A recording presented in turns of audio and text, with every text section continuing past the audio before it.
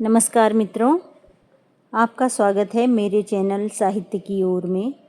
सुनते हैं मुंशी प्रेमचंद जी द्वारा लिखी हुई कहानी बाबा जी का भोग।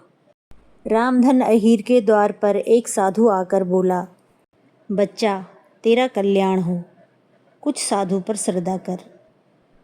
रामधन ने जाकर स्त्री से कहा, साधु द्वार पर आए हैं, उन्हें कुछ दे दे। स्त्री बर्तन मांज रही थी और इस घोर चिंता में मग्न थी कि आज भोजन क्या बनेगा।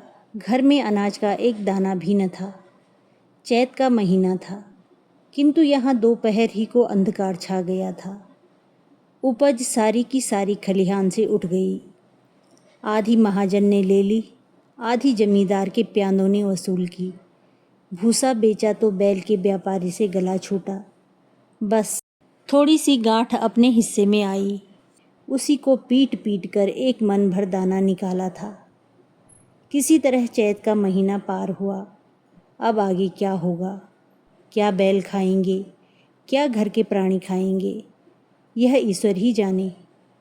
पर द्वार पर साधु आ गया है, उसे निराश कैसे लौटाएं? अपने दिल में क्या कहेगा? स्त्री ने कहा, क्या दे दूं, कुछ तो रहा नहीं। रामधन, जा देख तो मटके में कुछ आटा वाटा मिल जाए तो ले आ। स्त्री ने कहा, मटके झाड़ पोंछ कर तो कल ही चूल्हा जला था, क्या उसमें बरकत होगी? रामधन, तो मुझसे तो यह न कहा जाएगा कि बाबा घर में कुछ नहीं है, किसी के घर से मांग ला।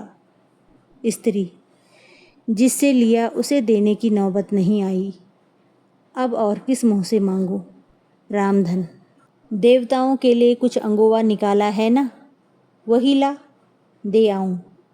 स्त्री, देवताओं की पूजा कहाँ से होगी?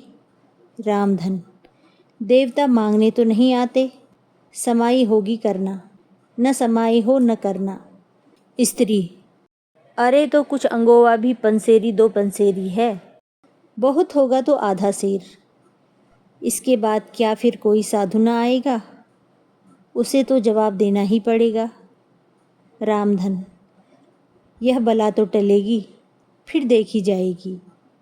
स्त्री झुंझलाकर उठी और एक छोटी सी हांडी उठा लाई, जिसमें मुश्किल से आध सेर आटा था। वह गेहूं का आटा बड़े यत्न से देवताओं के लिए रखा हुआ था। रामधन कुछ देर खड़ा सोचता रहा, तब आटा एक कटोरे में रखकर बाहर आया और साधु की झोली में डाल दिया।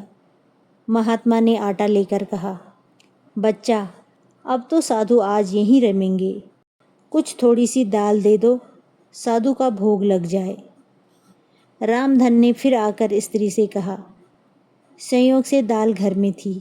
रामधन ने दाल नमक उपले जुटा दिए, फिर कुएं से पानी खींच लाया। साधु ने बड़ी विधि से रोटियां बनाईं, दाल पकाई और आलू झोली में से निकालकर भुर्ता बनाया। जब सब सामग्री तैयार हो गई तो रामधन से बोले, बच्चा भगवान के भोग के लिए कौड़ी भर घी चाहिए। रसोई पवित्र न होगी तो भोग कैसे लगेगा? रामधन, बाबा जी घी तो घर में न होगा। साधु, बच्चा भगवान का दिया तेरे पास बहुत है, ऐसी बातें न कह। रामधन, महाराज मेरे गाय भैंस कुछ नहीं है, घी कहाँ से होगा? साधु, बच्चा भगवान के भंडार में सब कुछ है, जाकर मालकिन से कहो तो। रामधन ने जाकर स्त्री से कहा, घी मांगते हैं, मांगने को भीख, पर घी बिना कौर नहीं धंसता। स्त्री, तो इसी दाल में से थोड़ी लेकर बनिए कि यहाँ से ला दो।